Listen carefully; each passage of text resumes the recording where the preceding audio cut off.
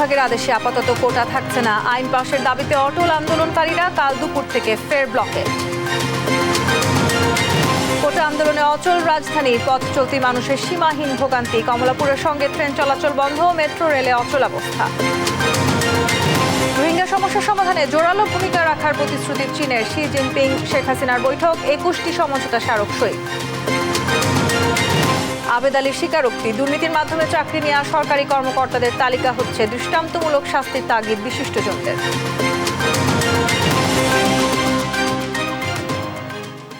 আমন্ত্রণ সংবাদ রাতে, দেখছিলেন সংবাদ শিরোনাম, সঙ্গে আছি আমি তাসনুভা তন্নি। সরকারি চাকরিতে মুক্তিযোদ্ধা কোটা পুনর্বহাল করে হাইকোর্টের দেয়া রায়ে স্থিতাবস্থা জারি করেছেন আপিল বিভাগ। প্রধান বিচারপতি ওবায়দুল হাসানের নেতৃত্বে আপিল বিভাগের পূর্ণাঙ্গ বেঞ্চ এ আদেশ দেন। পর্যবেক্ষণে শিক্ষার্থীদের রাজপথ ছেড়ে ক্লাসে ফিরে যেতে বলেন আদালত। কোটা নিয়ে কেউ সংক্ষুব্ধ হলে সর্বোচ্চ আদালতে শুনানিতে অংশ নেওয়ার কথাও বলেন আপিল বিভাগ। বিস্তারিত থাকছে শামীম আক্তারের রিপোর্টে।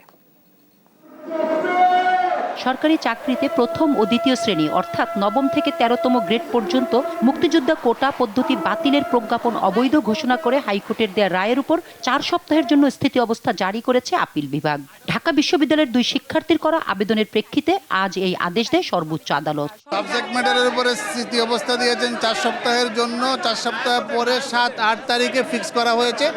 7-8 তারিখে আবার হিয়ারিং এর জন্য আসবে, তখন আদালত জাজমেন্ট দেখে পূর্ণাঙ্গ বিবেচনা করবেন।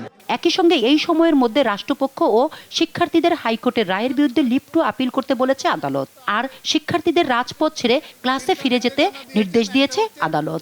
আন্দোলনকারী ছাত্রছাত্রী যারা রয়েছে তাদেরকে ক্লাসে ফিরে যাওয়ার জন্য বলেছেন এবং ভাইস চ্যান্সেলর মহোদয় যারা রয়েছেন তাদেরকে শান্তিপূর্ণ পরিবেশ বজায় রাখার জন্য বলেছেন। হাইকোর্ট ডিভিশনের যে কোনো রায়ের বিরুদ্ধে অ্যাপিলেট ডিভিশনে যাওয়ার অধিকার সবারই রয়েছে এবং যারা এই মামলার পক্ষে রায় পেয়েছেন তাদেরকেও কিন্তু চূড়ান্ত ফয়সালা অ্যাপিলেট ডিভিশন থেকেই নিতে হবে। অ্যাপিলেট ডিভিশনের আরও একটা ক্ষমতা আছে, সেটা হচ্ছে হাইকোর্ট ডিভিশনের রায় হয় বাতিল করতে পারবেন অথবা চূড়ান্ত বহাল রাখতে পারবেন। এবং 104 ধারা অনুযায়ী মাননীয় প্রধান বিচারপতি এটিও বলেছেন যে ওনারা কিন্তু এটাকে সংশোধন করে একটা সংস্কারমূলক নির্দেশনা দিতে পারবেন। এই আদেশের ফলে নবম থেকে 13তম গ্রেড পর্যন্ত মুক্তিযোদ্ধা কোটা বাতিল করে 2018 সালের সরকারের জারি করা পরিপত্র বহাল থাকছে বলে জানালেন attorney general AM Amin Uddin. যেহেতু এই কোটা পদ্ধতিটা বিলুপ্ত ছিল গত 5 বছর থেকে, সেই ক্ষেত্রে নতুন করে এখন জাজমেন্ট না পাওয়া পর্যন্ত এটাকে বন্ধ রাখার জন্য আমরা স্টে চেয়েছিলাম। তো আদালত উভয় পক্ষকে শুনানি করে ওনারা স্টেটাসকো দিয়েছেন সাবজেক্ট ম্যাটারে, অর্থাৎ এখন যেই অবস্থায় আছে সেই অবস্থায় থাকবে। এখন এই কোটাটা সিস্টেমটা যদি স্থগিত না করা হয় তখন এই পরীক্ষাগুলো নেওয়া সম্ভব হবে না এবং চাকরি দেওয়া সম্ভব হবে না। কারণ এইখানে কোনো মুক্তিযোদ্ধা হিসেবে কেউ এখানে দরখাস্ত করেনি, তাদের কোটা দেওয়ার কথাও ছিল না, সেই আরও জটিলতার সৃষ্টি হবে। এই কথাটা আমি কোর্টের ইয়েতে বলছি এবং বলছি যে এটা সরকারের পলিসি ডিসিশন। গেল 5 জুন 2018 সালের অক্টোবর মাসে সরকারি চাকুরিতে মুক্তিযোদ্ধা কোটা বাতিল করে জারি করা প্রজ্ঞাপনকে বেআইনি ঘোষণা করে রায় দেয় হাইকোর্ট। শামীমা আক্তার, দেশ টিভি, ঢাকা। এদিকে কোটা নিয়ে সর্বোচ্চ আদালতের রায়কে সম্মান জানালেও আন্দোলন চালিয়ে যাওয়ার কথা জানিয়েছে বৈষম্য বিরোধী ছাত্র আন্দোলন। আন্দোলনের সমন্বয়কারীরা জানান কোটা বাতিল নয়, তারা চান স্থায়ী সমাধান। এদিকে পূর্ব ঘোষিত বাংলা ব্লকেড কর্মসূচি অনুযায়ী শিক্ষার্থীরা রাজধানীর গুরুত্বপূর্ণ পয়েন্টে অবস্থান নিলে কার্যত অচল হয় রাজধানী। জান্নাতুল মোহনা এবং মাইনুদ্দিন আরিফকে সঙ্গে নিয়ে মাজহারুল ইসলামের রিপোর্ট। কোটা ইস্যুতে হাইকোর্টের দেওয়া রায়ের উপর আপিল বিভাগের স্থিতাবস্থা প্রত্যাখ্যান করে আন্দোলন চালিয়ে যাওয়ার ঘোষণা দিয়েছেন বৈষম্য বিরোধী আন্দোলনকারীরা। জানান আইন পাশ না হওয়া পর্যন্ত চলবে তাদের আন্দোলন। আদালতের প্রতি সম্পূর্ণ সম্মান রেখে আমরা জানাতে চাই যে আমাদের দাবি নির্বাহী বিভাগের কাছে, তারা আইন আনুক, তারা কমিশন গঠন করুক, তারা সংসদে বিল পাস করুক এবং আমাদের রাজ্যকে দাবি মেনে নিক। এই পরিপত্র খেলা আমরা চাই না। আমাদের কথা হচ্ছে মাননীয় প্রধানমন্ত্রী সংসদে ঘোষণা দিয়ে পরিপত্র জারির পরে যদি সেটি অবৈধ হয়ে যায় তাহলে সামনে যে আরো কত খেলা হবে তার সম্পর্কে আমাদের কোনো ধারণাই নেই।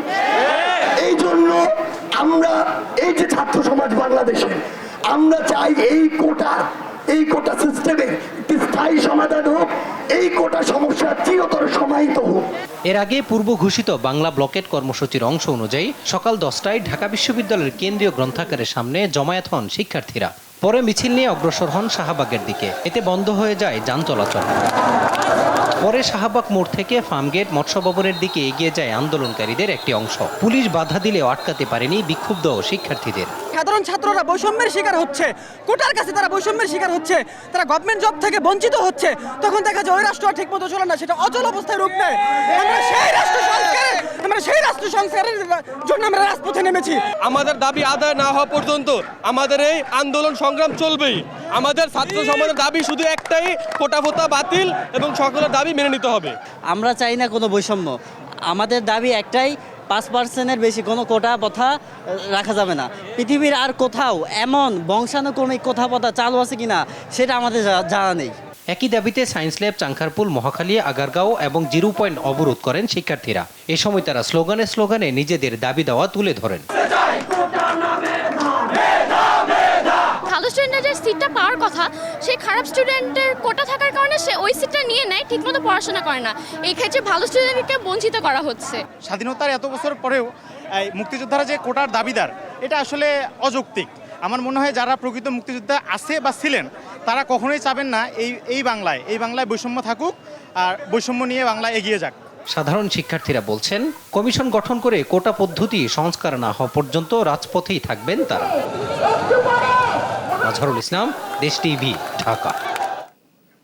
এদিকে দিন শেষে নতুন কর্মসূচি ঘোষণা করেছে বৈষম্য বিরোধী ছাত্র আন্দোলন। বৃহস্পতিবার বিকেল 3:30 থেকে শুরু হবে বাংলা ব্লকেড। অবরোধ করা হবে রেল ও সড়ক পথ। শাহবাগ সহ আশেপাশে অবস্থান নেবে ঢাকা বিশ্ববিদ্যালয়ের শিক্ষার্থীরা।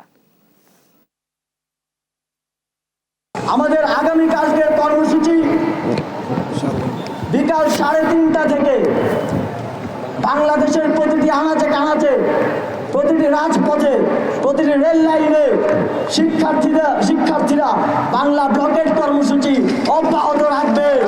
বিকাল 3:30টায় ঢাকা বিশ্ববিদ্যালয়ে কেন্দ্রীয় লাইব্রেরির সামনে থেকে আমরা আমাদের ব্লকের কর্মসূচি শুরু করব এবং সারা দেশে শিক্ষার্থীরা তাদের নিকটস্থ গুরুত্বপূর্ণ পয়েন্টগুলোতে ব্লকের কর্মসূচি সফলভাবে পালন করবে। কোটা সংস্কারে শিক্ষার্থীদের অবরোধে স্থবির রাজধানী। গুরুত্বপূর্ণ পয়েন্ট বন্ধ করে দেয় চলাচল করতে পারেনি ট্রেন, বাস সহ কোনো যানবাহন। এতে অসহনীয় ভোগান্তিতে পড়ে সাধারণ মানুষ। বিশেষ করে অফিস শেষে বিপাকে পড়েন কর্মজীবীরা। প্রধান সড়কে যানবাহন না থাকায় হেঁটেই গন্তব্যে রওনা করেন অনেকে। ভোগান্তি এড়াতে মেট্রো রেলে গিয়েও মেলেনি স্বস্তি। হাসান মাহমুদকে সঙ্গে নিয়ে আরও জানাচ্ছেন সাদাত নিশাদ। এলিভেটেডে আপনি মনে করেন 10 কিলোমিটার জাম আছে। আপনি ওইদিকে যায় একটু খবর নিয়ে দেখেন 10 কিলোমিটার এয়ারপোর্ট পর্যন্ত জাম হয়ে গেছে। পান্থপথ যাবো ডাক্তার দেখে, তাই উনি নিয়ে বৈশা রয়েছে, একটা ভোগান্তি না। রাজধানীর 7 রাস্তা মোড়ের আগে এলিভেটেড এক্সপ্রেসওয়ের নামার র্যাম্পের চিত্র এটি। যানজটের ভোগান্তি থেকে বাঁচতে যারাই এই সড়ককে ব্যবহার করতে চেয়েছেন তারাই ফেঁসে গেছেন তীব্র যানজটে। আন্দোলনকারীদের বাধার মুখে ঘন্টার পর ঘন্টা অপেক্ষা করতে হয়েছে রাজধানীর এই দ্রুততম সড়কে। কেউ আবার কয়েক কিলোমিটার হেঁটেই রওনা দিয়েছেন গন্তব্যে।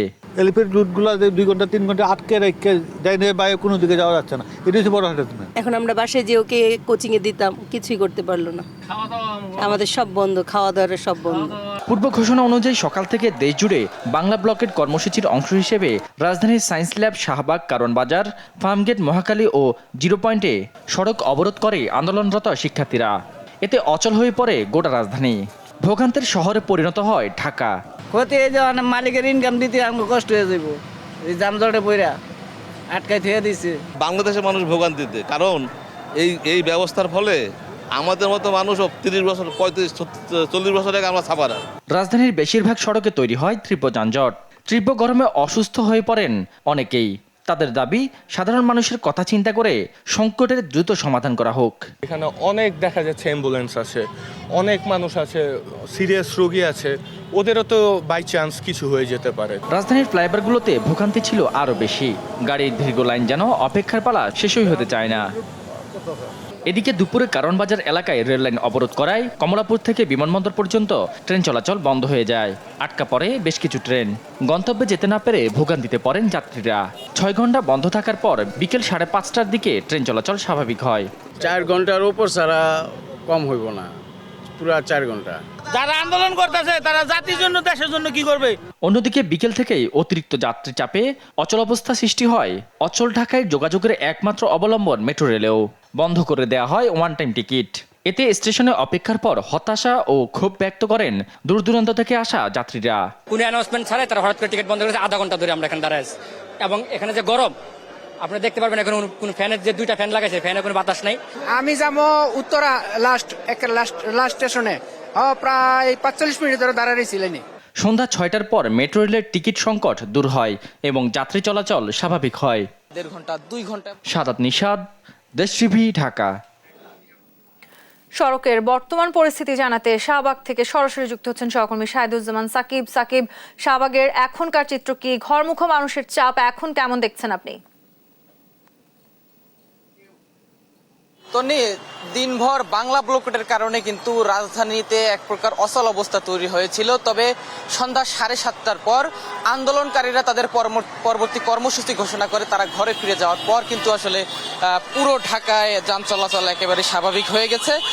আপনি জানেন যে বিকেলের পর থেকে কিন্তু রাজধানীর বিভিন্ন পয়েন্টে যারা আন্দোলনকারী ছিল, বাংলা ব্লকেট পালন করছিল যারা, তারা কিন্তু সেই জমায়েতগুলো ছেড়ে দিয়ে তারা আসলে শাহবাগের দিকে আসা শুরু করে।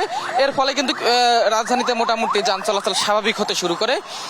এরপরে আসলে শাহবাগে সন্ধ্যা 7:30টায় আন্দোলনকারীরা তাদের পরবর্তী দিনের কর্মসূচি ঘোষণা করে এবং কর্মসূচি ঘোষণার পর থেকে তারা আসলে রাস্তা থেকে সরে দাঁড়ায়। এর ফলে কিন্তু রাজধানীতে যান চলাচল পুরোপুরি স্বাভাবিক হয়েছে এবং রাজধানীর বিভিন্ন সড়কে যে গণপরিবহনগুলো আটকা পড়েছিল সেই গণপরিবহনগুলো কিন্তু এখন গন্তব্যে ফিরতে শুরু করেছে এবং যারা যাত্রীরা অফিস ফেরত ছিলেন, অফিস শেষে তারাও আসলে নির্বিঘ্নে এখন আসলে ঘরে ফিরতে পারছেন এবং যারা আসলে সারাদিনই বিভিন্ন জায়গায় আটকা পড়েছিলেন তারাও আসলে নির্বিঘ্নে ঘরে ফিরতে পারছেন। তবে একটা বিষয় জানিয়ে রাখি, একেবারে শেষ মুহূর্তে কিন্তু গণপরিবহনের সংখ্যা অনেকটাই কম, ফলে আসলে অনেকক্ষণ পর পর বাসগুলো আসছে এবং প্রত্যেকটি বাসে আমরা ব্যাপক ভিড় লক্ষ্য করছি এবং যাত্রীদের আসলে চিপাচিপি করে আসলে বাসে উঠে আসলে গন্তব্যে যাওয়া লাগতেছে। তো এখন পর্যন্ত আমরা শাহবাগে রয়েছি, কোনো ধরনের ট্রাফিক এখানে আমরা বিপর্যয় লক্ষ্য করিনি এবং যান চলাচল একদম পুরোপুরি স্বাভাবিক রয়েছে বলে আমরা এখন পর্যন্ত দেখতে পাচ্ছি। তন্নি। সাকিব, আপনাকে ধন্যবাদ। দর্শক, শাহবাগ থেকে সেখানকার সড়কের বর্তমান পরিস্থিতি জানাচ্ছিলেন আমাদের সহকর্মী শাহিদুজ্জামান সাকিব। রোহিঙ্গা সমস্যার সমাধানে চীন জোরালো ভূমিকা রাখবে বলে প্রতিশ্রুতি দিয়েছেন দেশটির প্রেসিডেন্ট শি জিনপিং। বেইজিংয়ে প্রধানমন্ত্রী শেখ হাসিনার সঙ্গে বৈঠকে বাংলাদেশের উন্নয়ন অভিযাত্রায় বিনা সুদে ঋণসহ আর্থিক খাতে সহযোগিতার আশ্বাস দেন তিনি। আর বাংলাদেশে চীনা বিনিয়োগের আহ্বান জানান প্রধানমন্ত্রী। এছাড়া কৌশলগত সহযোগিতামূলক অংশীদারিত্ব বাড়াতে 21টি সমঝোতা স্মারক এবং 7টি ঘোষণাপত্র সই করেছে বাংলাদেশ ও চীন। জয় যাদবের রিপোর্ট। চীন সফরের তৃতীয় দিন বিকালে বেইজিংয়ের গ্রেট হল অব দ্য পিপলে পৌঁছালে প্রধানমন্ত্রী শেখ হাসিনাকে স্বাগত জানান দেশটির প্রেসিডেন্ট শি জিনপিং। পরে দ্বিপাক্ষিক বৈঠক করেন তারা। আলোচনায় রোহিঙ্গা সমস্যার সমাধানে আরও জোরালো ভূমিকা রাখার প্রতিশ্রুতি দিয়েছেন চীনা প্রেসিডেন্ট। বাংলাদেশের সুনীল অর্থনীতিতে চীনা বিনিয়োগ আহ্বান করেন প্রধানমন্ত্রী। বৈঠক শেষে একান্তে কথা বলেন প্রেসিডেন্ট শি জিনপিং ও প্রধানমন্ত্রী শেখ হাসিনা। এর আগে সকালে বেইজিংয়ের গ্রেট হল অব দ্য পিপলে পৌঁছান প্রধানমন্ত্রী শেখ হাসিনা। তাকে স্বাগত জানান চীনের প্রধানমন্ত্রী লি কিয়াং।